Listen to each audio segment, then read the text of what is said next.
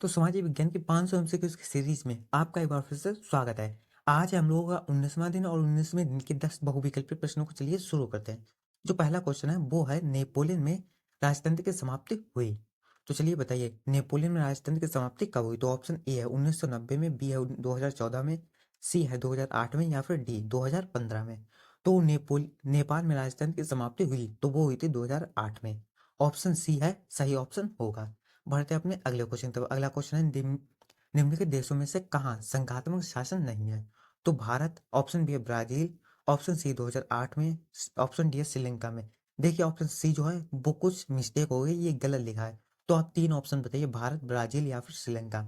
इन तीन में से कौन सा ऑप्शन राइट ऑप्शन होगा। तो जो ऑप्शन डी है वो सही ऑप्शन हो जाएगा। निम्नलिखित देशों में से कहाँ संघात्मक शासन नहीं है, तो वो देश है श्रीलंका।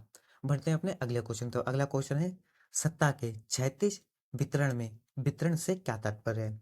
तो ऑप्शन ए सत्ता का संघीय वितरण, ऑप्शन बी है सत्ता का अलगाव वितरण, ऑप्शन सी है कार्यपालिका व्यवस्थापिका तथा न्यायपालिका के बीच सत्ता का बंटवारा, डी है केंद्र और राज्य सरकार के बीच सत्ता का बंटवारा।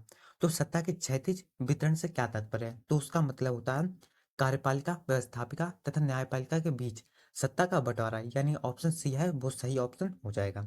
बढ़ते हैं अपने अगले क्वेश्चन तरफ। अगला क्वेश्चन आप लोगों के सामने ये रहा। श्रीलंका में निम्नलिखित में से कौन सा समूह अल्पसंख्यक है। तो तमिल, ईसाई, सिंहली या फिर डी मुस्लिम। तो श्रीलंका में निम्नलिखित में से कौन सा समूह अल्पसंख्यक है, तो वो है ईसाई। ऑप्शन बी है राइट ऑप्शन हो जाएगा। बढ़ते हैं अपने पांचवा क्वेश्चन तक। पांचवा क्वेश्चन है निम्नलिखित में से कौन सा संघीय राज्य नहीं है। तो मणिपुर, त्रिपुरा, हिमाचल प्रदेश या फिर डी जम्मू कश्मीर और दिल्ली। तो देखिए सभी में कैसे एक एक ऑप्शन है, लेकिन ऑप्शन डी है इसमें दो ऑप्शन आ गए, यानी यही हमारा राइट ऑप्शन है। संघीय राज्य नहीं है तो जम्मू कश्मीर और दिल्ली जो है वो संघीय राज्य नहीं है। ऑप्शन डी हमारा राइट ऑप्शन हो जाएगा। बढ़ते हैं अपने अगले क्वेश्चन की तरफ। अगला क्वेश्चन आप लोगों के सामने ये रहा। भारत में लोकतांत्रिक विकेंद्रीकरण हेतु किया गया संवैधानिक प्रावधान है।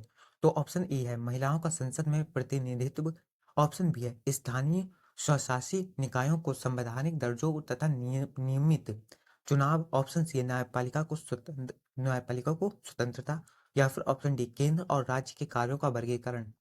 तो भारत में लोकतांत्रिक विकेंद्रीकरण हेतु किया गया संवैधानिक प्रावधान क्या है, तो वो है स्थानीय स्वशासी निकायों को संवैधानिक दर्जों तथा नियमित चुनाव। ये जो छठा क्वेश्चन है उसका राइट ऑप्शन हो जाएगा।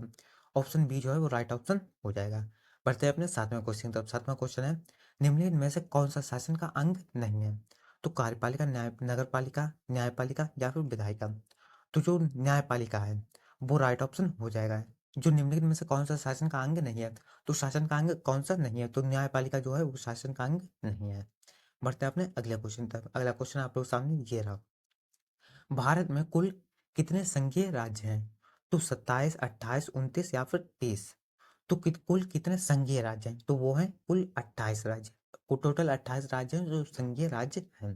बढ़ते हैं अपने नवे क्वेश्चन की तरफ। नवा क्वेश्चन है भारत की 8वीं अनुसूची में कितनी भाषाओं का मान्यता दी गई है। भारत की 8वीं अनुसूची में कितनी भाषाओं को मान्यता दी गई है। तो 20, 21, 22, 23। तो जो कितनी भाषाओं को मान्यता दी गई, तो वो भाषाएं हैं 22 भाषाएं। 22 भाषाओं को मान्यता दी गई हैं। तो सी ऑप्शन राइट ऑप्शन हो जाएगा। बढ़ते अपने 10वें और आखिरी क्वेश्चन। तो आखिरी क्वेश्चन है संविधान में उल्लेखित 3 अनुसूचियों में से निम्नलिखित में से कौन सा विषय समवर्ती सूची में शामिल है। तो शिक्षा, कृषि, पुलिस या फिर रक्षा। तो संविधान में उल्लेखित 3 अनुसूचियों में से निम्नलिखित में से कौन सा विषय समवर्ती सूची में शामिल है, तो वो है शिक्षा, यानी ऑप्शन ए हमारा राइट ऑप्शन हो जाएगा। ये थे आज के 10 इंपॉर्टेंट एमसीक्यूज। बाकी इससे पहले जितनी वीडियो उन सभी का लिंक आपको वीडियो डिस्क्रिप्शन में मिल जाएगा, जाके आप देख सकते हैं। बाकी अगर आपको वीडियो अच्छी लगी वीडियो को लाइक कीजिए, चैनल को सब्सक्राइब कीजिए। हम मिलते हैं आपसे एक अगली वीडियो में, तब तक के लिए धन्यवाद।